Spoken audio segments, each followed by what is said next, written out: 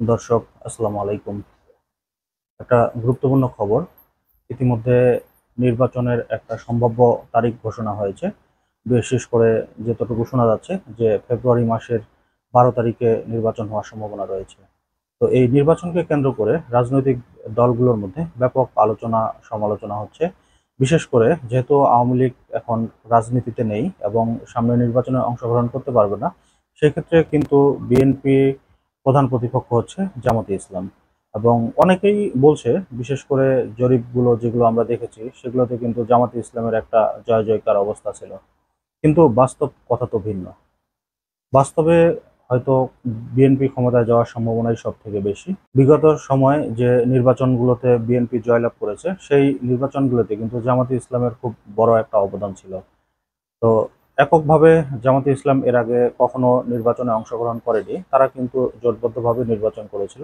ঠিক এবার কিন্তু তারা সারা বাংলাদেশে এককভাবে নির্বাচন করবেন এবং প্রায় 296টি আসনে তাদের নির্বাচনী প্রার্থী ঘোষণা করা অলরেডি শেষ হয়ে গিয়েছে।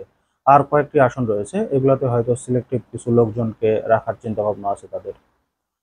বিভিন্ন সময়ে আমরা বিভিন্ন রকম কথাবার্তা শুনেছি যে কেউ বলছে জামাতে ইসলাম 20টা আসন পাবে, কেউ বলছে 30টা পাবে, কেউ বলছে 50টা পাবে, আবার কেউ বলছে যে এবার জামাতে ইসলাম ক্ষমতায় যাবে। তবে জামাতে ইসলামের একটা টার্গেট রয়েছে যে তারা এবার কত আসন পেতে পারে। বিভিন্ন সময়ে আমরা শুনেছি যে জামাতে ইসলাম 50 থেকে 60টা আসন পাবে, কিন্তু জামাতের টার্গেট 100 থেকে 120টা আসন। এটা ইতিমধ্যে কিন্তু জামাতের অনেকগুলো আহ, নেতাকর্মীর কাছ থেকে কিন্তু আমরা জেনেছি ব্যাপারটা। জামাতে ইসলাম এবার নির্বাচনে 100টি আসন যদি তারা নিশ্চিত করতে পারে, তবে সামনের বার কিন্তু তাদের ক্ষমতায় যাওয়ার সম্ভাবনা খুবই বেশি।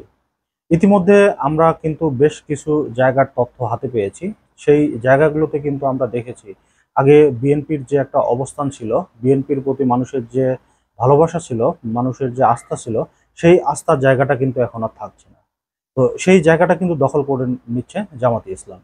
কিছু কিছু জায়গায় যেমন আওয়ামী লীগের সমর্থক রয়েছে, তাদের মধ্যে কিছু বিএনপিতে যাচ্ছে, কিছু এনসিপিতে যাচ্ছে, কিছু জামাতে ইসলামের সাথে সংযুক্ত হচ্ছে।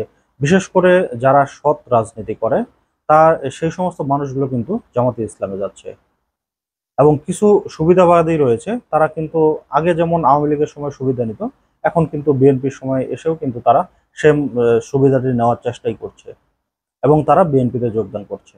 মাহমুদুর রহমান ভাইয়ের সাথে জামাতের বেশ কিছু নেতাকর্মীর আলোচনা মাধ্যমে কিছু কথা আমরা জানতে পেরেছি যে জামাতে ইসলাম তাদের টার্গেটেই হচ্ছে 100 থেকে 120টা, কিন্তু মাহমুদ ভাই বলছে হয়তো আপনারা এতগুলো পাবেন না, আরো কিছু কম পাবেন। সেটা পেতে পারে, কিন্তু জামাতে ইসলামের টার্গেট যে 120টা আসন, এটা কিন্তু মোটামুটি নিশ্চিত। আর এনসিপির ব্যাপার নিয়েও অনেক কথাবার্তা হচ্ছে। আমি ব্যক্তিগতভাবে সবসময় বলে আসছি, এনসিপি যদি তারা এককভাবে নির্বাচনে যায়, কারোর সাথে জোটবদ্ধ হয়ে না গিয়ে, তারা কিন্তু 10টা আসনও পাবে না। এবং তাদের এমন কিছু প্রার্থী রয়েছে যাদের কোনো জামানত পর্যন্ত থাকবে না, জামানত বাজেয়াপ্ত হবে। তো এখন আসলে দেখার অপেক্ষায় যে জামাতে ইসলাম আসলেই কি 100 থেকে 120টা সিট পায় কিনা।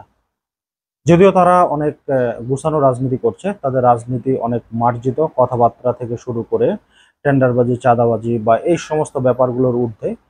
তো সবকিছু মিলায় এখন দেখার অপেক্ষায় যে তাদের এই চাওয়াটা পূরণ হয় কিনা। তো দর্শক, আজকের মতো এই পর্যন্তই। আল্লাহ হাফেজ।